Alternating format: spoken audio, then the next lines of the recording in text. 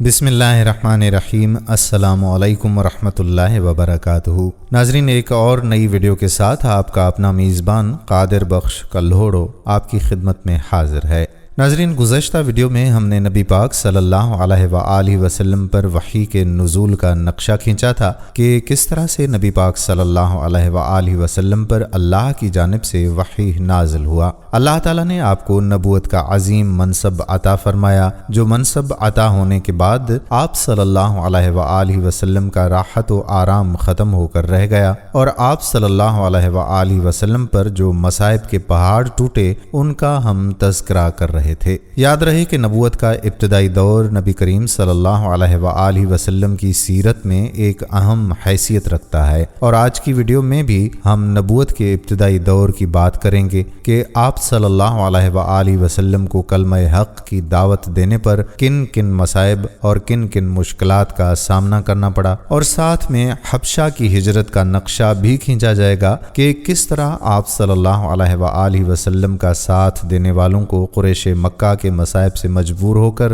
ہجرت کرنا پڑی۔ یہ ویڈیو دیکھ کر اور سن کر ایمان والوں کا دل کانپ اٹھے گا کہ کس طرح سے ہمارے پیارے آقا صلی اللہ علیہ وآلہ وسلم کو اس دین کی خاطر ستایا گیا جس کی آج ہمیں قدر نہیں ہے۔ مکمل ویڈیو دیکھ کر آپ کا ایمان انشاءاللہ تر و تازہ ہو جائے گا، لہٰذا ویڈیو کو بغیر اسکپ کیے آخر تک دیکھیے گا اور اپنے دوستوں کے ساتھ اسے شیئر بھی کر دیجیے گا۔ دوستو، ویڈیو کا باقاعدہ آغاز ہوا جا رہا ہے، لیکن آپ سے درخواست ہے کہ اگر آپ ہمارے چینل کی یہ ویڈیو پہلی بار دیکھ رہے ہیں اور ابھی تک آپ نے ہمارا چینل سبسکرائب نہیں کیا ہوا تو ابھی ہمارے چینل کو سبسکرائب کریں اور ساتھ ہی لگے بیل کے بٹن کو بھی پریس کر دیں تاکہ آپ کو مستقبل میں ہماری اپلوڈ ہونے والی مزید ویڈیوز کا نوٹیفیکیشن ملتا رہے۔ پیارے دوستو، بات کر رہے تھے نبوت کے ابتدائی دور کی، تو یاد رکھیے کہ سب سے پہلے اسلام کا اظہار نبی کریم صلی اللہ علیہ وآلہ وسلم نے نماز ہی سے کیا تھا، اور کفار سے آپ کی مخالفت کا آغاز بھی حرم میں آپ کے نماز پڑھنے سے ہوا تھا، جس کا ذکر ہم نے گزشتہ ویڈیو میں کیا ہے۔ اگر آپ نے وہ ویڈیو نہیں دیکھی تو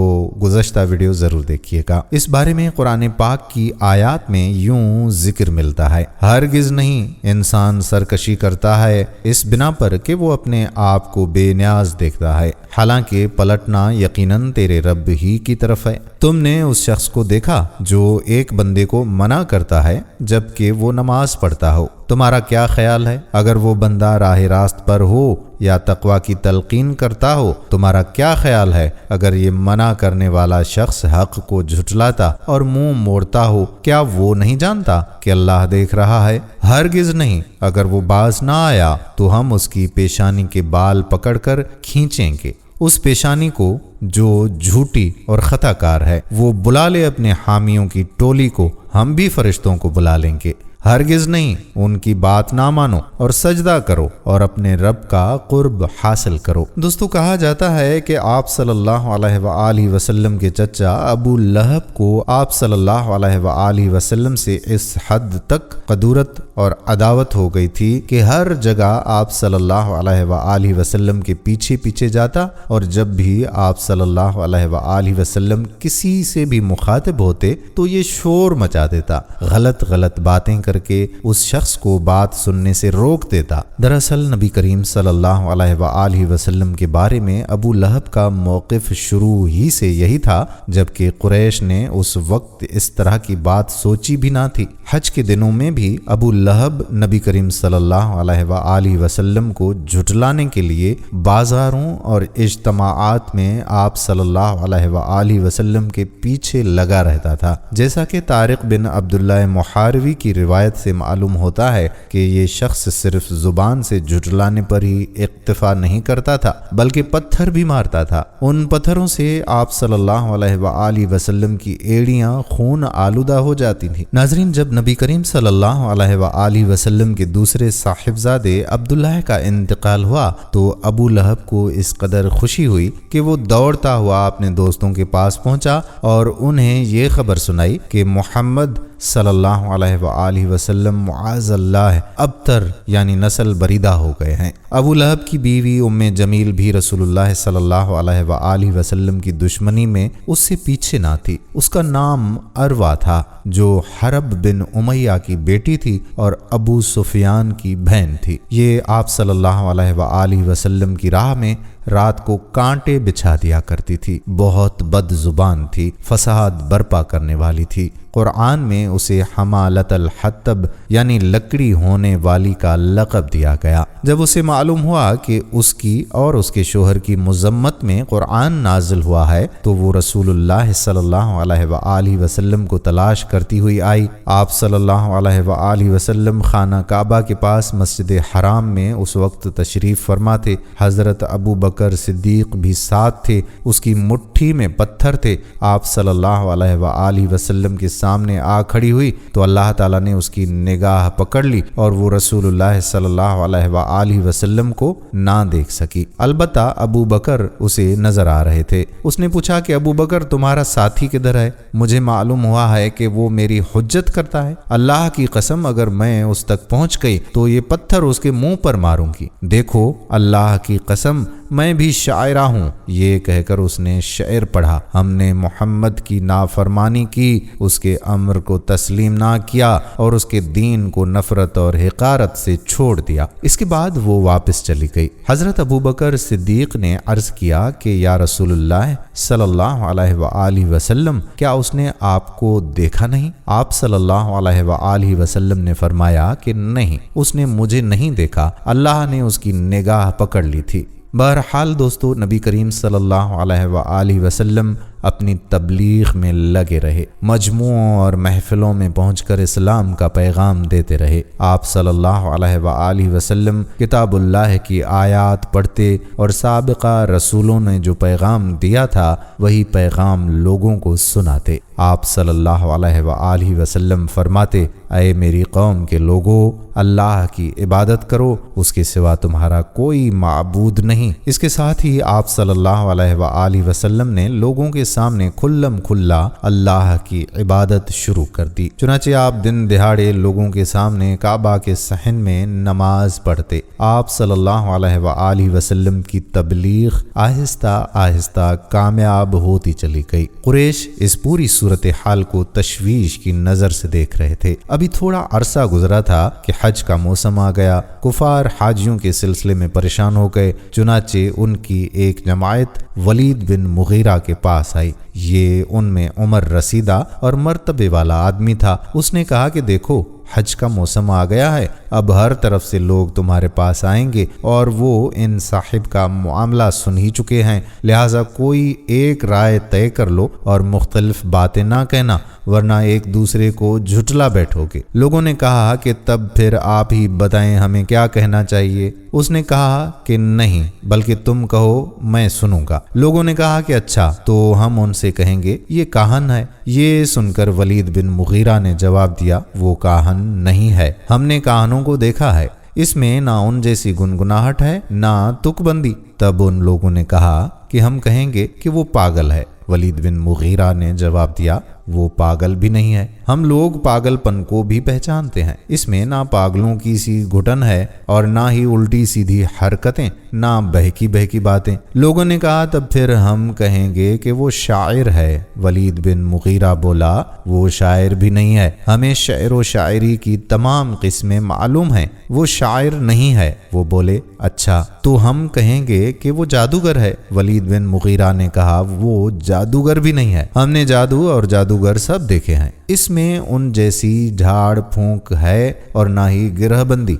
उन्होंने कहा फिर आखिर हम उनसे क्या कहें, क्या बताएं कि ये कौन है, क्या है? उसने जवाब में कहा कि अल्लाह की कसम, उसकी बात में मिठास है, ताजगी है, उसकी जड़ पायदार और शाख फलदार। तुम जो भी कहोगे वाज़ेह हो जाएगा कि तुमने झूठ कहा है। ویسے زیادہ مناسب یہی ہے کہ تم کہہ دو کہ وہ جادوگر ہے اور اس کی باتوں میں جادو ہے، وہ اس کے ذریعے سے باپ بیٹے میں، بھائی بھائی میں، میاں بیوی میں، آدمی اور اس کے خاندان میں لڑائی کروا دیتا ہے اور پھوٹ ڈلوا دیتا ہے۔ چنانچہ یہ بات طے کر کے وہ لوگ وہاں سے اٹھے۔ اب انہوں نے حج کے لیے آنے والوں کی راہوں میں بیٹھنا شروع کر دیا۔ اب جو بھی ان کے پاس سے گزرتا اسے آپ صلی اللہ علیہ وآلہ وسلم کے بارے میں بتاتے، انہیں ڈراتے اور کہتے کہ تم لوگ اس شخص کے جال میں نہ آنا۔ نتیجہ یہ ہوا کہ لوگوں نے آپ صلی اللہ علیہ وآلہ وسلم کو دیکھنے اور آپ کی باتیں سننے سے پہلے ہی بچ کر رہنے کی ٹھان لی تھی۔ اس کے بعد جب حج کے دن آ گئے تب نبی کریم صلی اللہ علیہ وآلہ وسلم نے حاجیوں کے مجموعوں میں اور ان کے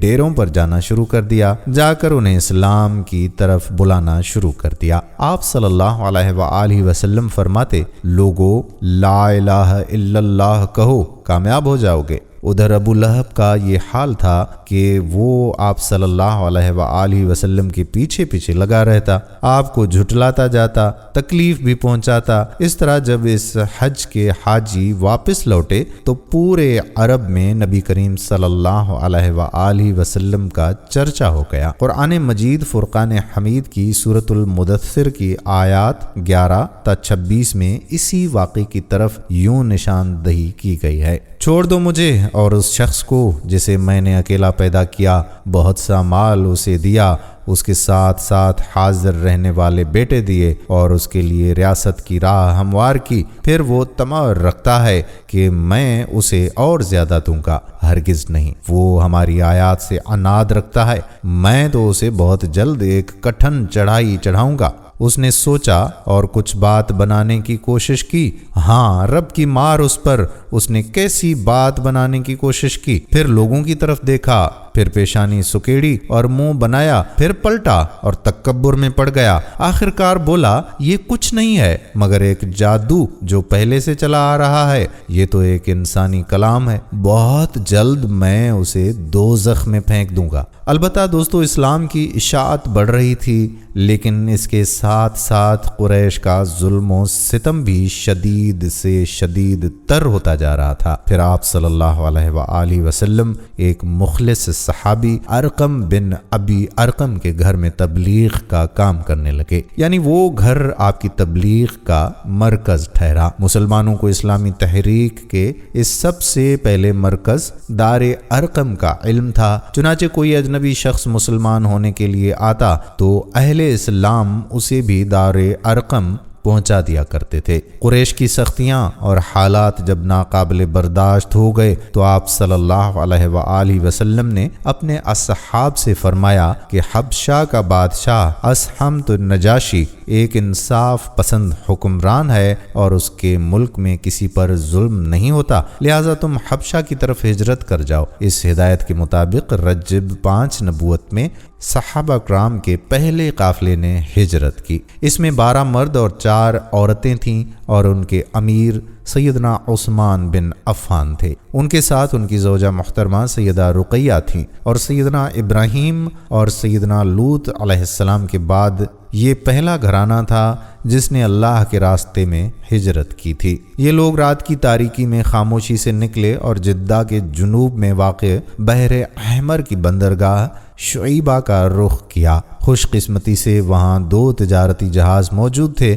یہ لوگ ان پر سوار ہو کر حبشہ پہنچ گئے۔ ادھر قریش کو ان کی روانگی کا علم ہوا تو مارے غیظ و غضب کے ان کا برا حال ہو گیا۔ فوراً آدمی دوڑائے گئے کہ ان حضرات کو پکڑا جا سکے اور خوب سزا دی جا سکے، یہاں تک کہ وہ اللہ کا دین چھوڑ دیں۔ لیکن ان کے ساحل تک پہنچنے سے پہلے مسلمان سمندر میں دور جا چکے تھے، لہٰذا یہ لوگ ساحل سے نامراد ہی واپس لوٹ گئے۔ کہا جاتا ہے کہ اس ہجرت کے کوئی 2 ماہ کے بعد رمضان 5 نبوت میں ایک روز نبی کریم صلی اللہ علیہ وآلہ وسلم مسجد حرام میں تشریف لائے۔ اس وقت وہاں قریش کے بہت سارے لوگ موجود تھے، ان میں ان کے سردار اور بڑے بڑے لوگ بھی تھے۔ آپ صلی اللہ علیہ وآلہ وسلم نے ان کے درمیان کھڑے ہو کر سورۃ نجم کی تلاوت شروع کر دی۔ ایسا نفیس کلام انہوں نے پہلے کبھی نہیں سنا تھا۔ اب جو ان کے کانوں کانوں میں گونجا تو وہ بے خود ہو گئے، دم بخود ہو کر سنتے رہ گئے، اس طرح خاموش اور ساکت ہو گئے کہ آپ صلی اللہ علیہ وآلہ وسلم کو روکنے کا ہوش بھی نہ رہا، بلکہ سورت کی آخر میں جب ڈانٹ ڈپٹ والی آیات آئیں تو ان کے دل کانپ گئے، ہوش اڑ گئے، اور جو ہی آپ صلی اللہ علیہ وآلہ وسلم نے یہ حکم سنایا کہ یعنی اللہ کے لیے سجدہ کرو اور اس کی عبادت کرو، تو سب کے سب سجدہ ریز ہو گئے، کسی کو اس حکم ربانی سے سرتابی کا خیال نہ رہا۔ امام بخاری رحمۃ اللہ علیہ نے سیدنا عبداللہ بن مسعود رضی اللہ تعالی عنہ سے روایت کی ہے کہ نبی کریم صلی اللہ علیہ وآلہ وسلم نے سورۃ نجم پڑھی تھی، پھر سجدہ کیا تو قوم کا کوئی فرد نہ بچا جس نے سجدہ نہ کیا ہو۔ ایک آدمی نے ایک مٹھی کنکری یا مٹی کی لی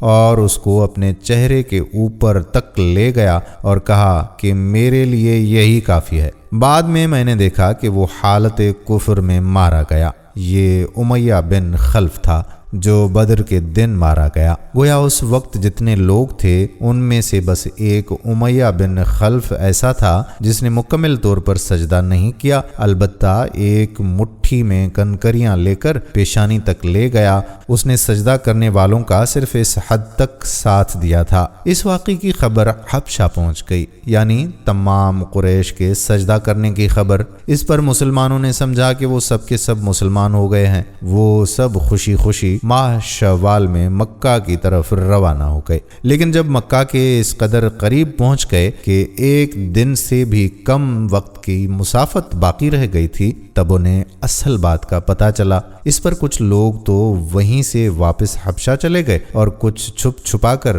یا کسی کی پناہ لے کر مکہ واپس آ گئے۔ اس کے بعد مسلمانوں پر قریش کی سختیاں اور زیادہ بڑھ گئیں، کیونکہ ایک طرف تو انہوں نے بے خودی میں مسلمانوں کے ساتھ سجدہ کر دیا تھا، اس کا انہیں بہت پچھتاوا بھی ہوا۔ دوسری طرف مسلمانوں کے ساتھ نجاشی بہت اچھا سلوک کر رہا تھا، اس کی انہیں جلن اور کڑھن تھی، اور اسی لیے رسول اللہ صلی اللہ علیہ وآلہ وسلم نے فرمایا کہ تم لوگ دوبارہ حبشہ ہجرت کر جاؤ۔ چنانچہ اس مرتبہ 82 یا 83 مرد اور 18 یا 19 عورتوں نے ہجرت کی، اور ظاہر ہے کہ یہ ہجرت پہلی ہجرت کی نسبت زیادہ مشکل تھی، کیونکہ اب قریش چوکنے تھے، مسلمانوں کی نقل و حرکت پر ان کی نظر تھی۔ یہ اور بات ہے کہ مسلمان ان سے زیادہ چوکنے، باہمت اور ٹھوس قدم اٹھانے والے ثابت ہوئے، اور ان کی تمام تر پکڑ دھکڑ کے باوجود حبشہ کی طرف نکلنے میں کامیاب ہو گئے۔ کہا جاتا ہے کہ اس ہجرت سے قریش کے گھر گھر میں کوہرام مچ گیا، کیونکہ قریش کے بڑے چھوٹے خاندانوں میں سے کوئی ایسا نہیں تھا جس کے چشم و چراغ ان مہاجرین میں شامل نہ ہوں۔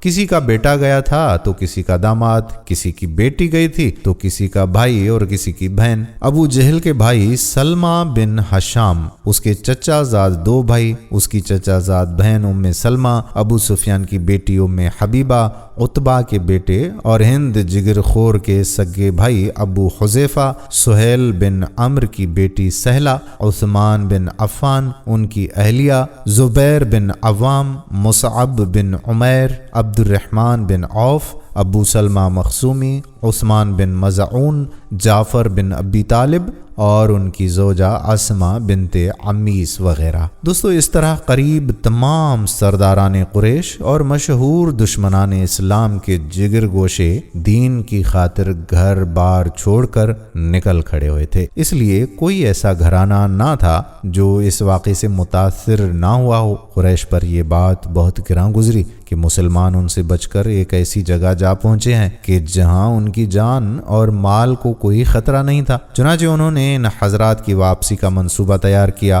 عمرو بن العاص اور عبداللہ بن ربیعہ کو حبشہ بھیجا۔ یہ دونوں اس وقت مشرک تھے۔ انہوں نے حبشہ پہنچ کر منصوبے کے مطابق سب سے پہلے پادریوں سے ملاقاتیں کیں اور انہیں تحفے تحائف دیے، پھر بااثر انداز میں دلیل دے کر اپنی آمد کا مقصد بتایا۔ انہوں نے ان کا ساتھ دینے کا وعدہ کر دیا۔ اس کے بعد یہ دونوں نجاشی کے پاس آئے، اس سے بھی تحائف پیش کیے اور پھر اصل مقصد کی بات شروع کر دی۔ انہوں نے کہا کہ اے بادشاہ، آپ کے ملک میں ہمارے کچھ ناسمجھ لوگ بھاگ آئے ہیں، انہوں نے اپنی قوم کا دین چھوڑ دیا ہے اور آپ کے دین میں بھی شامل نہیں ہوئے ہیں، بلکہ ایک نیا دین ایجاد کیا ہے، اس کو نہ ہم جانتے ہیں نہ آپ، اس لیے ہمیں آپ کی خدمت میں ان کی قوم کے بڑوں یعنی ان کے والدین، چچاؤں اور ان کے قبیلے کے لوگوں نے بھیجا ہے تاکہ آپ انہیں واپس بھیج دیں، کیونکہ وہ لوگ ان پر نگران ہیں اور ان کی خامی اور خرابی کو سب سے اچھی طرح سمجھتے ہیں۔ جب ان کی یہ بات پوری ہو گئی تو منصوبے کے مطابق پادریوں نے بھی ان کی تائید کی، ہاں میں ہاں ملائی۔ نجاشی نے ان کی بات بہت غور سے سنی، لیکن سوچے سمجھے اور دیکھے بھالے بغیر فیصلہ نہیں کیا۔ اس نے سوچا کہ دوسرے فریق کی بات بھی سنی جائے کہ وہ کیا کہتے ہیں، تبھی حق واضح ہو سکے گا۔ چنانچہ اس نے مسلمانوں کو بلا لیا اور ان سے پوچھا کہ یہ کیسا دین ہے جس کی وجہ سے تم لوگ اپنی قوم سے الگ ہو گئے ہو، لیکن نہ میرے دین میں داخل ہوتے ہو اور نہ ان ملتوں میں سے ہی کسی کے دین میں داخل ہوئے ہو۔ اس کے جواب میں سیدنا جعفر بن ابی طالب رضی اللہ تعالی عنہ نے فرمایا، اے بادشاہ، ہم جاہلیت والی قوم تھے، بتوں کو پوجتے تھے، مردار کھاتے تھے، برائیاں کرتے تھے، قرابت داروں سے ناتا توڑتے تھے، پڑوسیوں سے بدسلوکی کرتے تھے، ہم میں سے جو طاقتور ہوتا تھا وہ ہمارے کمزوروں کو کھا جاتا تھا۔ ہم اس حالت میں تھے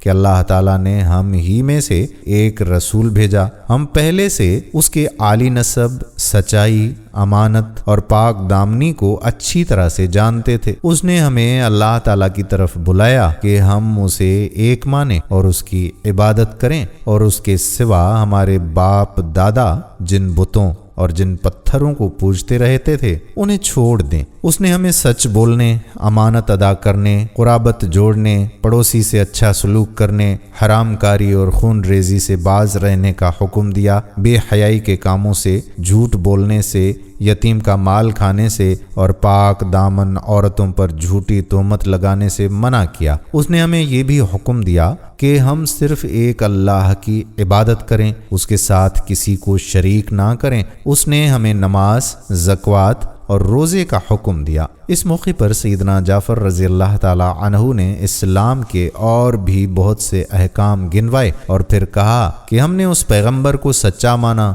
اس پر ایمان لائے، اس کی پیروی کی اور اس کے لائے ہوئے دین میں اس کی اطاعت کی۔ چنانچہ ہم نے ایک اللہ کی عبادت کی، اس کے ساتھ کسی کو شریک نہیں کیا، اور جو چیزیں اس نے حرام بتائیں انہیں حرام مانا، جو چیزیں اس نے حلال بتائیں انہیں حلال مانا۔ بس اس پر ہماری قوم سے بگڑ گئی، اس نے ہم پر ظلم و ستم کا بازار گرم کر دیا، ہمیں ہمارے دین سے پھیرنے کے لیے فتنوں اور سزاؤں سے دوچار کیا، تاہم اللہ کی عبادت چھوڑ کر پھر سے بت پرستی کی طرف لوٹ جائیں، اور جن گندی چیزوں کو حلال سمجھتے تھے انہیں پھر حلال سمجھنے لگے۔ جب انہوں نے ہم پر ظلم و ستم اور تشدد کیا، زمین ہم پر تنگ کر دی، ہمارے اور ہمارے دین کے درمیان رکاوٹ بن گئے، تو ہم نے آپ کے ملک کی راہ لی اور آپ کو دوسروں پر ترجیح دی اور آپ کی پناہ میں رہنے کو پسند کیا، اور آپ سے اے بادشاہ یہ امید کی کہ آپ کے ہاں ہم پر ظلم نہیں کیا جائے گا۔ سیدنا جعفر کی یہ تقریر سن کر نجاشی نے کہا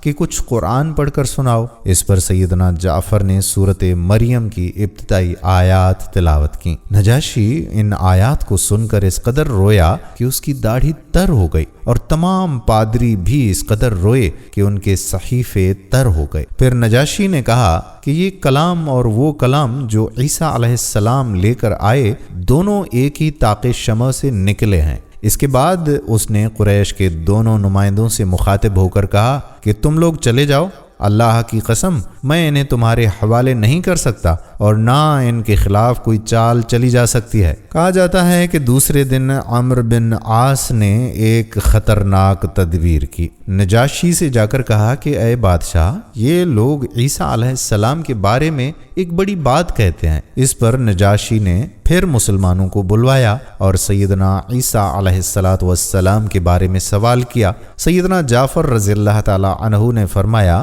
کہ ہم ان کے بارے میں وہی بات کہتے ہیں جو نبی کریم صلی सल्लल्लाहु अलैहि वसल्लम लेकर आए हैं, यानी वो अल्लाह के बंदे हैं और उसके रसूल, उसकी रूह और उसका वो कलमा है जिसे अल्लाह ने कंवारी पाक दामन हजरत मरियम अलैहिस्सलाम की तरफ इल्हाक किया था। इस पर नजाशी ने जमीन से तिनका उठाया और कहा कि अल्लाह की कसम, जो कुछ तुमने कहा है इससे ईसा अलैहिस्सलाम इस तिनके के बराबर भी बढ़कर नहीं थे। चुनाचे तुम लोग मेरे मुल्क में अमन और चैन से रहो। जो तुम्हें गाली देगा उस पर तावान लगाया जाएगा। मुझे सोने का पहाड़ मिले तो भी मैं गवारा नहीं करूंगा कि तुम में से किसी को सताया जाए। इसके बाद उसने हुक्म दिया कि कुरैश के नुमाइंदों को इनके तहाइफ वापस किए जाएं। चुनाचे ये दोनों साहिबान मुंह लटकाए वापस मक्का लौट आए और वहां मुसलमानों ने अच्छे दयार में अच्छे हमसायों के साथ क़याम किया। दोस्तों कहते हैं कि जब कुरैश के नुमाइंदों को हबशा से मायूस होकर वापस होना पड़ा तो इस बात का कुरैश के सरदारों को और भी ज्यादा सदमा हुआ और वो और भी ज्यादा गुस्से में सीख पा हो गए और यूं उन्होंने मक्का में मौजूद मुसलमानों पर और आप सल्लल्लाहु अलैहि वसल्लम पर अपने मजालिम का सिलसिला ज्यादा तेज कर दिया। कुरैश के उन मजालिम का सिलसिला काफी लंबा है जिसमें चीदा चीदा हालात व वाक़यात हम अपने नाजरीन के लिए बयान करेंगे। हमारी आने वाली वीडियो भी उन्हीं मजालिम से मुतल्लिक होगी, इसलिए आने वाली वीडियो को भी आप ज़रूर देखिएगा। आपसे गुजारिश की जाती है कि पहले हमारी आज की इस वीडियो को शेयर ज़रूर कीजिए। दोस्तों हम उम्मीद करते हैं कि आपको हमारी आज की ये वीडियो पसंद ज़रूर आई होगी। अगर आपको पसंद आई है तो सबसे पहले तो इसको लाइक करें, अपनी राय का इजहार भी कमेंट सेक्शन में लाजिम करें और आपसे एक बार फिर दरख्वास्त है कि आप हमारे चैनल को सब्सक्राइब ज़रूर कर लें। साथ ही लगे घंटी के बटन को भी क्लिक कर दें ताकि आपके पास हमारी आने वाली मज़ीद मालूमाती वीडियोज़ का नोटिफिकेशन बर वक्त मिलता रहे। अल्लाह ताला आपको अपनी हिफ्ज़ व अमान में रखे। आमीन। इजाज़त दीजिए। फ़ी अमानुल्लाह।